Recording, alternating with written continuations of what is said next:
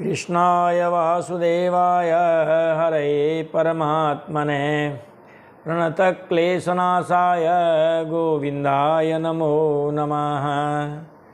सच्चिदानन्दरूपाय विश्वोत्पत्त्यादिहेतवे तापत्रय विनाशाय श्रीकृष्णाय वयं नमः।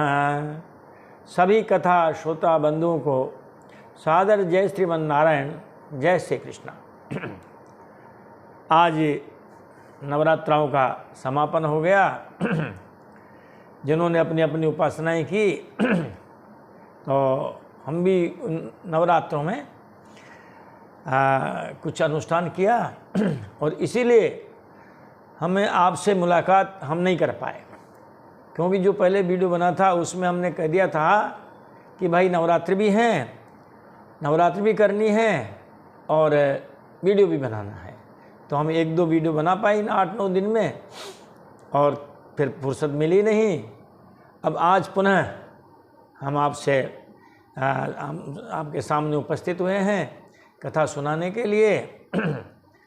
तो चलते हैं सुखताल, जहाँ श्री सुखदेव जी महाराज राजा परीक्षित जी को श्रीमद् भागवत महापुराण की कथा सुना रहे हैं। अगर पिछला प्रसंग देखें तो महाराज सप्तम स्कंद का समापन हो गया था। वर्णाश्रम पंचाध्यायी का वर्णन उसमें हुआ था। अब आज हम अष्टम स्कंद से प्रारंभ करेंगे। हम थोड़ा संक्षिप्त परिचय दे दें इस स्कंद का। तो अष्टम स्कंद में कुल 24 अध्याय हैं।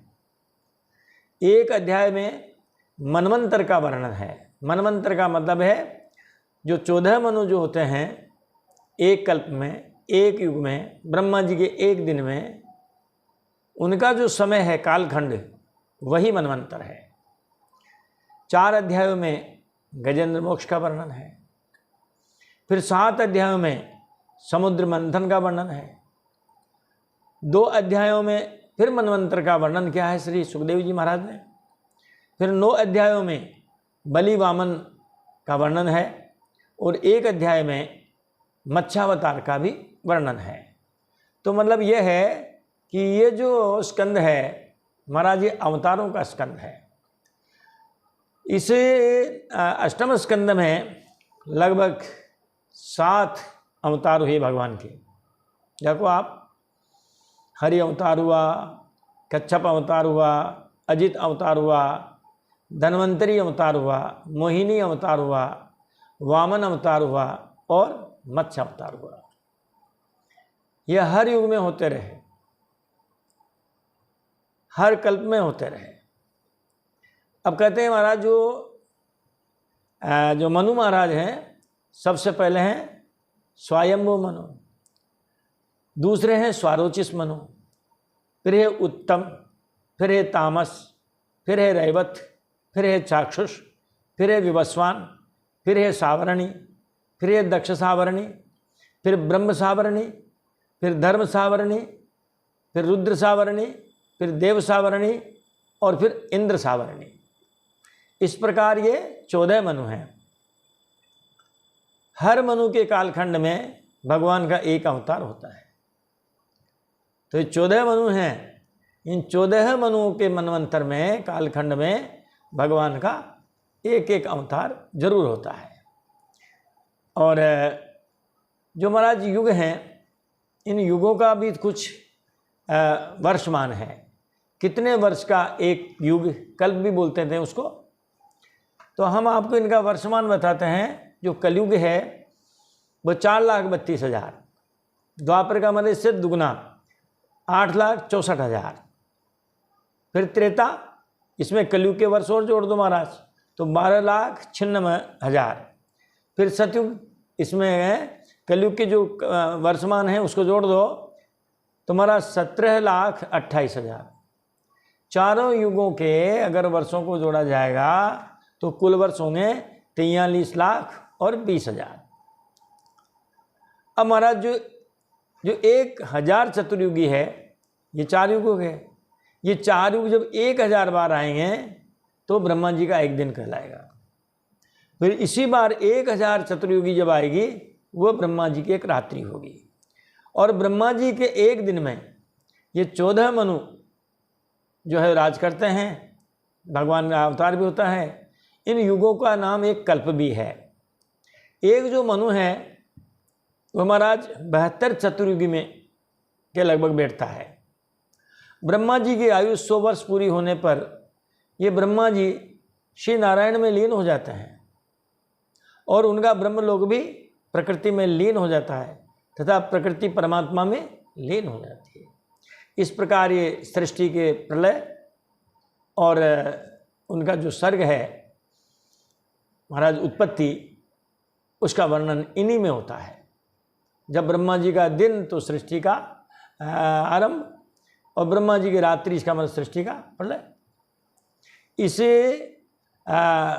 ये जो 8वां अध्याय है, 8वां स्कंद है, उसके 13वें अध्याय के 36वां श्लोक ये कहता है, सुखदेव जी महाराज कह रहे हैं उनसे, परीक्षित जी महाराज से, कि हे परीक्षित जी, राजन चतुर्दशैतानि त्रिकालानुगतानि ते प्रोक्तान्येभिर्मितः कल्पो युग साहस्र पर्ययः। सुखदेव जी महाराज कहते हैं कि हे राजन, तीनों कालों में चलने वाले ये 14 मनवंतर मैंने तुमसे कहे हैं।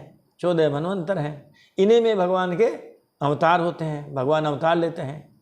इन्हीं 14 मनवंतरों के द्वारा 1000 चतुर्युगी वाले कल्प के समय की गणना की जाती है। अब आओ सब चलते हैं अपन पहले अध्याय। महाराज परीक्षित जी महाराज ने पूछ लिया गुरुदेव से कि गुरुदेव, यत्र यत्र हरिर्जन्म कर्माणि च महीयसः गृह्णन्ति कवयो ब्रह्मन् तानि नो वद शृण्वताम्। परीक्षित जी ने कहा कि हे ब्रह्मन, ज्ञानी महात्मा जिस जिस मनमंत्र में महामहिम भगवान के जिन जिन अवतारों और लीलाओं का वर्णन करते हैं, महाराज हम बड़ी श्रद्धा से उनका श्रवण करना चाहते हैं। शृण्वताम, शृण्वताम का मतलब है सुनने वाले, सुनने की इच्छा रखने वाले। एक तो आप उनको सुनाओ जो सुनना ही नहीं चाहते हैं। तो परीक्षित जी महाराज कहते हैं, महाराज हम सुनना चाहते हैं, आप भगवान के वो जो लीलावतार हैं उनके, महाराज उनकी कथा हमसे सुनाइए। तो सबसे पहले सुखदेव जी महाराज जो है वो राजा से कहने लगते हैं कि राजन, चतुर्थ जो है मनवंतर में, तामस मनवंतर बोलते हैं उनको, कि तत्रापि यज्ञे भगवान हरिनाम हरिमेधसाः हरिरित्यारितो येन गजेंद्रो मोचितो गृहात्। हे राजन, कहते हैं कि तामस मनवंतर में हरिमेधा ऋषि थे। हरिमेधा ऋषि की पत्नी का नाम था हरिणी। उसके गर्भ से भगवान ने हरि के रूप में अवतार लिया। तत्रापि भगवान यज्ञे, भगवान ने अवतार लिया। हरिमेधा ऋषि हैं, हरिणी उनकी पत्नी का नाम है, और उस अवतार में भगवान का नाम रखा हुआ हरि। हरति दुखादीन इति हरि। अरे जो हरण करते हैं अज्ञान को, दुख को, कष्ट को, ताप संताप, इन सबको जो हरण करे उसका नाम हरि है। इसी अवतार में उन्होंने ग्रह से गजेंद्र की रक्षा की थी। ग्रह का मतलब है मगरमच्छ, गजेंद्र का मतलब है हाथी। महाराज इन दो में लड़ाई हो गई थी, हाथी में और मगरमच्छ में। तो भगवान ने महाराज हाथी को बचाया था। महाराज जो है वो सुखदेव जी महाराज कहते हैं कि राजन, हम तुम्हें बताते हैं कि जो हरि अवतार हुआ, उस हरि अवतार में भगवान ने महाराज गजेंद्र की रक्षा की थी ग्रह से। राजोवाच, राजन ने कहा, सुखदेव उन्होंने परीक्षित जी महाराज ने कहा कि बादरायण ये तत्ते श्रोतुमिच्छामहे वयम हरिर्यथा गजपतिम ग्राहग्रस्तम मुचते। राजा परीक्षित जी ने कहा कि हे मुनिवर, हम आपसे ये सुनना चाहते हैं कि भगवान ने गजेंद्र को ग्रह के फंदे से कैसे छुड़ाया था। जिस प्रकार भगवान ने गजेंद्र को ग्रह के फंदे से छुड़ाया था, महाराज वह कथा आप हमसे सुनाइए, हम सुनना चाहते हैं। ये प्रश्न का अध्याय है। राजा ने प्रश्न किया और प्रश्न करने के बाद अब श्री सुखदेव जी महाराज उनको कथा सुनाने लगते हैं। यहाँ ये प्रथम अध्याय का विश्राम होता है और अब दूसरे अध्याय का आरंभ होता है। दूसरे अध्याय के आरंभ में जो ग्रह है उसके द्वारा गजेंद्र के पकड़े जाने का वर्णन होता है और पूरी कथा भी द्वितीय अध्याय से आरंभ होती है। श्री शुक उवाच आसीत् गिरिवरो राजन् त्रिकूट इति विस्तृतः क्षीरोदेनावृतः सीमान् योजनायुतमुच्छितः। सुखदेव जी महाराज कहते हैं कि रे राजन, क्षीर सागर में त्रिकूट नाम का बड़ा प्रसिद्ध, बड़ा सुंदर व श्रेष्ठ पर्वत था। और वो पर्वत महाराज जो है, कहते हैं ना समुद्र तल से इतना ऊपर, तो महाराज वो 10,000 योजन ऊंचा था। त्रिकूट नाम का पर्वत था। तस्य द्रोण्याम भगवतो वरुणस्य महात्मनः उद्यानम ऋतुमान नाम आक्रीड सूर्योषिताम तस्मिन् सरः सुविपुलम लसत कांचन पद्मजम लसत कांचन पंकजम। उस त्रिकूट की तराई में भगवत प्रेमी महात्मा भगवान वरुण का एक उद्यान था। उस उद्यान का नाम ऋतुमान था। उसमें देवांगनाएं क्रीड़ा करती रहती थी। उस उद्यान में एक बड़ा भारी सरोवर भी था। उसमें महाराज सुनहले कमल खिल रहे थे। तत्रेकदा तद्गिरिकाननाश्रयः करेणुभिर्वारणयूथपश्चरन् सकंटकान् कीचकवेणुवेत्रवत् विशालगुल्मं प्ररुजन् वनस्पतिन्। कहते हैं महाराज उस पर्वत के घोर जंगल में, उस घोर जंगल में बहुत सी हथनियों के साथ एक गजेंद्र निवास करता था। कहते हैं महाराज तत्र एकदा तद गिरि काननाश्रय, उस जंगल में रहने वाला एक बहुत विशाल गजेंद्र निवास करता था। वो बड़े बड़े शक्तिशाली हाथियों का भी सरदार था। एक दिन वह उसी पर्वत पर अपनी हथनियों के साथ महाराज कांटों वाले जो बांस होते हैं, वो बांस, कीचक, बेंत, बड़ी बड़ी झाड़ियों और पेड़ों को रौंदता हुआ घूम रहा था। विशाल गुल्मम प्ररुजन वनस्पतिन प्ररुजन, ऐसी जो उस वन में जो वनस्पति थी, महाराज उनको रौंदता हुआ चला आ रहा था, घूम रहा था। गर्मियों के दिन थे। सघर्म तप्तः करिभिर्करेणुभिः मृतो मदच्योत्कल भैरनुद्रुतः गिरिं गरिम्ना परितः प्रकम्पयन् निसभ्यमानो लिकुलैर्मदासनैः। महाराज वो गर्मी से तपायमान हो रहा था। उसके साथ में जो हाथी थे और हथनियाँ थी, महाराज उनके जो है मस्तक से मद टपक रहा था। उनसे चारों ओर से घिरा हुआ था। सरदार था महाराज वो। इन हाथियों के मस्तक से मद चूरा था और जिन पर भौरे मंडरा रहे थे। अली कुलई मदासनई अली कुलई, है ना। मद को जो मदबिंदु है उनका पान करने के लिए भौरे जिसके चारों ओर मंडरा रहे थे। महाराज वो ऐसा दहाड़ता था जिससे पर्वत कांप उठता था। ऐसा कोई हाथी था। वह हाथी उस जंगल में घूम रहा था और प्यास से, गर्मी के कारण प्यास से बेहाल हो रहा था। उसके सभी साथी भी प्यासे थे।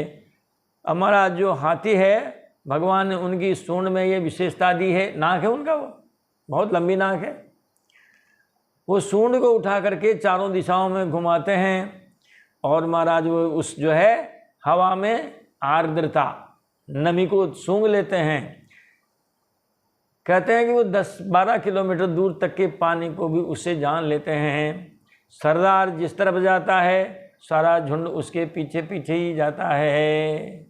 झुंड की ही सरदार की ही जिम्मेदारी होती है कि झुंड को किस दिशा में ले जाना है, कहाँ पानी है, कहाँ भोजन है, इसकी व्यवस्था वो सरदार ही करता है। तो महाराज जो है ऐसा वो घूम रहा था उस वन में। सरो नीलम पंकजरेणुरूषितं जिघ्रन् विदूरान् मदबिबलक्षणः मृतः स्वयूथेन त्रिशार्दिनेन तत् सरोवराभ्यासमथागमद्रुतम्। और उनको वो सरोवर मिल गया जो वरुण जी महाराज का था। ऋतुमान नाम का उद्यान था, त्रिकूट नाम का पर्वत था, उसमें वो महाराज तालाब था, सरोवर। तो वो जो सरोवर है कहते हैं महाराज उसमें क्या थे, कमल खिले हुए थे। कमल की पराग पानी में गिरने से महाराज पानी में सुगंधित हो गया था और पानी का रंग भी बिल्कुल केसर जैसा हो गया था। अब मद बिब्बले क्षण है, वो मद में चकनाचूर महाराज जो गजेंद्र वो था गजेंद्र, उसने क्या किया, दूरात जिघ्रन सूंड उठा करके उसने उस तालाब के उस पानी की और उस जो है कमलों की सुगंध को सूंघ लिया। फिर क्या था महाराज, सब हाथी और हथनियों से घिरा हुआ अपने झुंड के साथ वह गजराज महाराज उस प्यास से पीड़ित होता हुआ उसी सरोवर की ओर चल दिया। सरोवर अभ्यासम अथ अगमद द्रुतम, द्रुतम इति शीघ्रम, बहुत शीघ्र ही वह गजराज अपने झुंड को लेकर के और महाराज उस सरोवर की ओर चल दिया, क्योंकि उन्होंने सूंड उठा करके दूर से उसकी सुगंध महाराज जो है उस सुगंध से उन्होंने पता लगा लिया था और वह जो है उस सरोवर पर जा पहुंचा। अब क्या है महाराज, अब तो आनंद आ गया।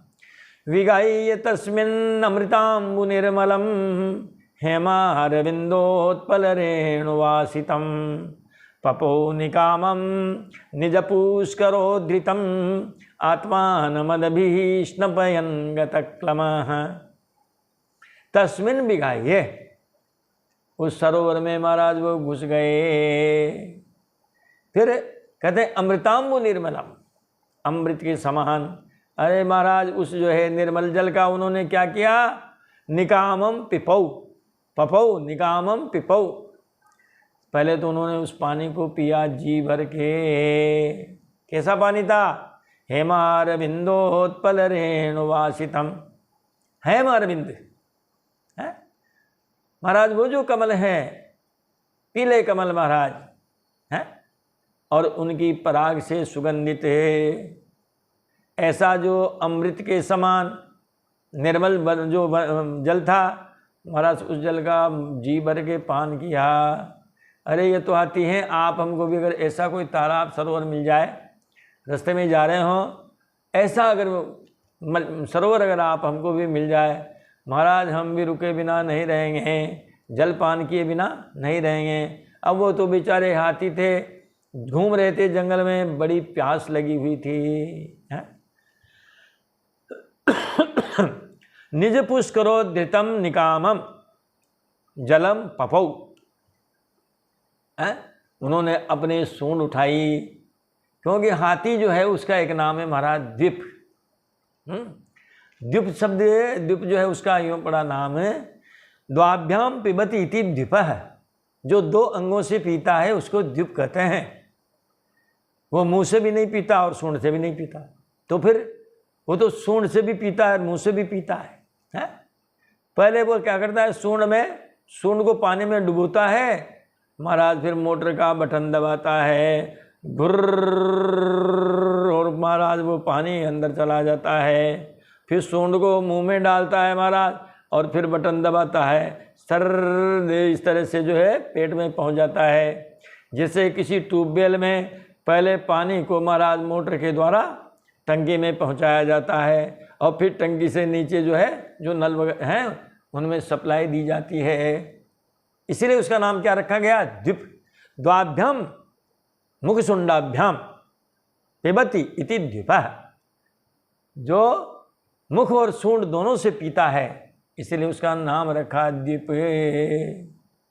आत्मानमदभीष्णपयन गतक्लमः और अदभी आत्मानम स्नपयन। महाराज जल में स्नान किया, जल में महाराज, और हाथी तो महाराज पानी के लिए बहुत, जल उनको बहुत प्रिय है ना, इसीलिए वो गतक क्लमः। अब उसकी थकान दूर हो गई। देखो महाराज कैसा वर्णन किया है? वो तो पशु है, मैं समझता हूँ अगर कोई मनुष्य को भी मिले तो पानी पिए बिना रहेगा नहीं, स्नान किए बिना रहेगा नहीं। इस प्रकार का सरोवर जब उनको दिख गया तो महाराज उन्होंने उस सरोवर में पहले प्रवेश किया और कमलों की सुगंध से सुवासित उस जो है और पीले पीले उस जो है जल को, केसर युक्त जल को जो है पहले उन्होंने जी भर के पिया, अपने सूंड उठा उठा करके पिया और फिर उस जल में अपने आप को स्नान कराया। स्वपुष्करेणो धृतशीकराम्बुभिः निपाययन् संस्तपयन् यथा गृही घृणीकरेणुः कलबांश्च दुर्मदो नाचष्टकृत्रं कृपणो जमायया। स्वपुष्करेण उद्यतम शीकराम्बुभिः, अपनी सूंड के द्वारा महाराज उन्होंने उन्हें जल को उठाया और फिर फुहारे लगाई है, जैसे आपके स्नान घर में होते ना, अब पता नहीं अंग्रेजी में तो क्या कहते हैं, हम तो फुहारा ही बोलते हैं उसको, है वो जैसे फुहारा चलता है। अरे महाराज उस गजराज ने क्या किया? उस पानी उसको पिया और उससे स्नान भी किया। यथा गृही, गृही का मतलब गृहस्थी है, अरे घर में रहने वालों को गृही कहते हैं। तो जिस प्रकार गृहस्थी पुरुष महाराज जलपान करता है, स्नान करता है, इसी प्रकार जो है उस गजराज ने शीकराम्बुभिः, सीकर का मतलब होता है ठंडी, और वो पानी की बूंदें, उन ठंडी ठंडी पानी की बूंदों से जैसे फुहारे में निकलती है ना, ऐसे उसने महाराज उनको और ले करके जो है खूब जलपान किया और खूब स्नान किया। घृणी करेणु कलबांश्च दुर्मदो। अरे महाराज वो तो मतवाला हाथी था, उसने अपने बच्चों का भी स्नान कराया और अपनी जो थी हथनियाँ महाराज उनको भी स्नान कराया। अरे एक दूसरे पर अब तो पानी की फुहारें फेंकने लगे, जैसे कोई बच्चे घुस जाते हैं ना पानी में। नहीं, स्वभाव ही है, बच्चे क्या युवा क्या, जब पानी में घुसते हैं तो एक दूसरे के ऊपर पानी उछालते हैं। तो इस प्रकार ऐसा कभी आनंद आप लोगों ने भी लिया होगा। हमने तो भाई बहुत लिया। क्यों लिया? क्योंकि नदी के गांव, हमारा नदी के किनारे के गांव में जन्म हुआ है, काली सिंध नदी, उसे आधा किलोमीटर। हम तो जब वहाँ हमारा 5वीं तक स्कूल था तो हमारा रेस्ट में भी चले जाते थे। मध्यांतर जब होता था तब भी हम तो 5वीं में, छोटी 5वीं में आते आते रेस्ट होते, ठेला रखा हुआ, भग गए नदी में, जा कूदे, और ऐसे ही महाराज बड़ी अटखेलियाँ करते थे। फिर पढ़ने आ गए कोटा में, महाराज भगवान की दया से यहाँ भी चरमनवती नदी, यहाँ भी चले जाते थे, भीतरिया कुंडे। अरे महाराज बड़ा उधमधारी खूब कुछ मचाते थे। इसी प्रकार से जो हाथी थे, हथनियाँ थी, बच्चे थे, एक दूसरे के ऊपर और महाराज पानी उछाल उछाल करके और उनको एक दूसरे को महाराज स्नान कराने लगे। लेकिन कृश्रम न आचष्ट, उस जल में घुसी हुई जो विपत्ति थी, महाराज उस विपत्ति को नहीं देख पाए। देखो आप, मतलब खुशी कब गम में बदल जाए कोई पता नहीं। और हमारे शास्त्रों में तो लिखा है श्रेयांसी बहुविघ्नानि, मांगलिक कार्यों में महाराज विघ्न की आशंका बनी रहती है। देखो आप शादी ब्याह में कितना आनंद है। अरे भाई दुल्हन के पिताजी का बैग चोरी में चला गया, जिसमें सोने के आभूषण थे और शादी ब्याह का पूरा पैसा रखा हुआ था। बताओ आप है? तो कहते हैं महाराज ऐसा जो है वो छुपी हुई विपत्ति को नहीं देख सके। न तत्र कश्चिन्नपदेव चोदितो रुग्राहो बलीयान् शरणे रुषाग्रहीत यदृच्छ एवं व्यसनं गतो गजो यथा बलं सोति बलो विचक्रमे तम तत्र कश्चिन्नपदेव चोदितो। हे नृप, हे राजन, हे परीक्षित, उस जो है सरोवर में ऐसा कोई जो है बलवान ग्राह था, मगरमच्छ। महाराज उसने जो है दैव चोदिता, यानी जो भगवान की जो माया है, अरे महाराज उस माया के प्रारब्ध की प्रेरणा से, माया की प्रेरणा से रुषा अग्रहित है, चरणे रुषा अग्रहित। महाराज जो वो हाथी था, हाथी के पाँव को पकड़ लिया। तम तत्र कश्चिन्नपदेव चोदितो, उसी समय प्रारब्ध की प्रेरणा से एक बलवान मगरमच्छ ने आकर के, बलियान का मतलब है बलवान, ऐसे उसने हाथी का पैर पकड़ लिया। यदृच्छ एवं, अचानक हुए इस हमले से। कहते हैं महाराज व्यसनम गतो गजो, हाथी महाराज जो है बड़ा दुख पाने लगा, विपत्ति में पड़ कर के, और वो दुख पाने लगा। देखो आप, कहाँ तो आनंद हो रहा था, एक पल भर में खुशी कब गम में बदल जाए महाराज कोई पता नहीं है। यदृच्छ एवं व्यसनं गतो गजो यथा बलं सोति बलो विचक्रमे। कहते हैं महाराज विचक्रमे, ऐसा नहीं है कि मगरमच्छ ने जब हाथी का पांव पकड़ा तो वो कुछ नहीं कर पाया हो, उसने बड़ा पराक्रम किया। विचक्रमे, बहुत प्रयास किया, लेकिन यथा बलम, हाथी में जितनी ताकत थी उस ताकत के अनुसार उसने बहुत परिश्रम किया, लेकिन वह महाराज मगरमच्छ से छूट नहीं सका। क्योंकि स अति बल है, वो जो मगरमच्छ था वो बड़ा बलवान था।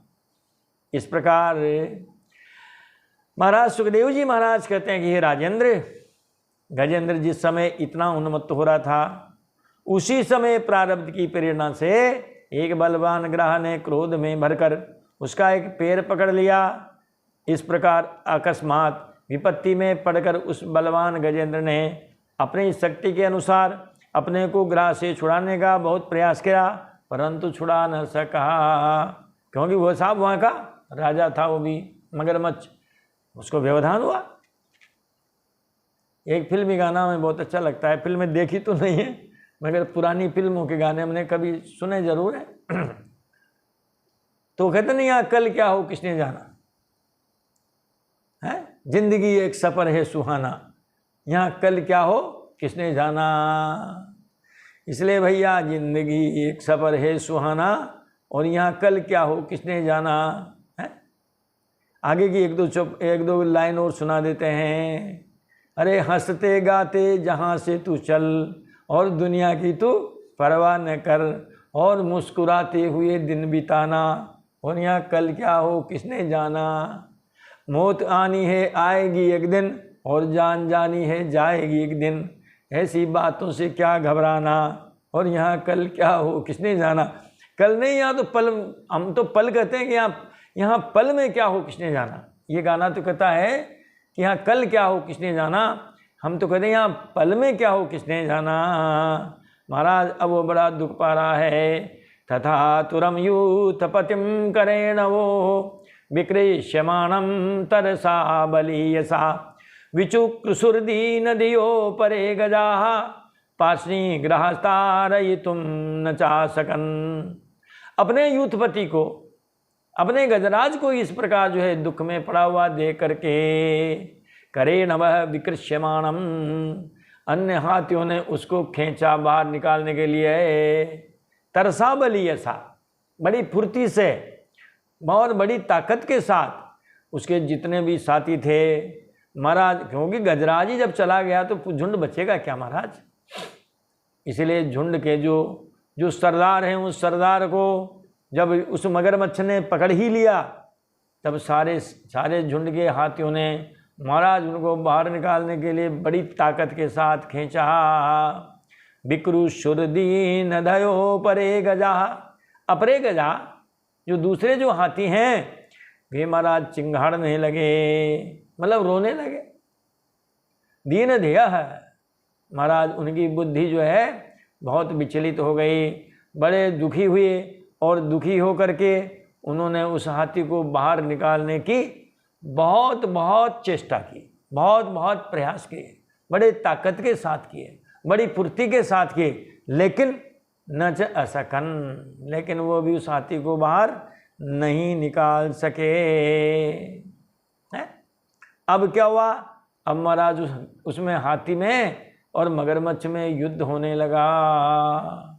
निविद्यतो रेवमिवेन्द्र नक्रयो विकर्षतोरन्तरतो बहिर्मिथः समासहस्रं व्यगमन् महीपते सप्राणयोश्चैत्रममन् सतामराः। एवं यानी इस प्रकार इभ और इभेन्द्र नक्रयो, इभ इंद्र, इभेन्द्र यानी गजराज, इभ यानी होता है हाथी, गजराज के बीच और महाराज उस ग्राह के बीच इस प्रकार युद्ध होता रहा। कैसे हुआ, विकर्षतोरन्तरतो बहिर्मितः, हाथी जोर लगाता तो मगरमच्छ को बाहर ले आता, और फिर मगरमच्छ जोर लगाता तो हाथी को अंदर ले जाता। इस प्रकार महाराज रस्साकसी होने लगी। कभी हाथी जो है जल से बाहर मगरमच्छ को ले आता, और कभी वो मगरमच्छ हाथी को पानी में घसीट ले जाता। चलता रहा, युद्ध चलता रहा। सुखदेव जी महाराज तो कहते हैं कि महाराज जी जो है समा सहस्रम व्यगमन महीपते, महीपते यानी हे राजन, हे परीक्षित जी महाराज, 1000 वर्ष बीत गए उन दोनों को लड़ते लड़ते, लड़ते लड़ते 1000 वर्ष बीत गए। सप्राणयो क्षेत्रममन सतामराः, देवता लोग भी उनके युद्ध को देखने आए तो उनको भी आश्चर्य हुआ कि ये दोनों जीवित भी रहे और 1000 वर्ष तक लड़ते भी रहे। कभी मगरमच्छ हाथी को पानी में ले जाता और कभी हाथी मगरमच्छ को महाराज जो है बाहर खींच लाता। ततो गजेन्द्रस्य मनोबलोजसां कालेन दीर्घेन महान् भूद्व्ययः विकृष्यमाणस्य जले वसीदतो विपर्ययो भूत् सकलं जलौकसः। अंत में बहुत दिनों तक बार बार जल में खींचे जाने के कारण महाराज गजेंद्र का शरीर शिथिल पड़ गया।